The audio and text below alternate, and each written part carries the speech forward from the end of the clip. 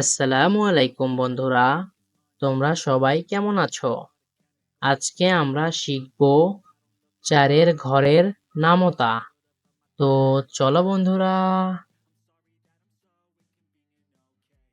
4 একে 4, 4 দুগুণ 8,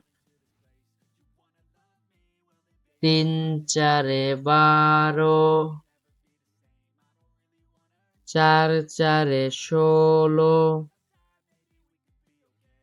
4 5-আ 20, 4 6-এ 24, 4 7-আ 28,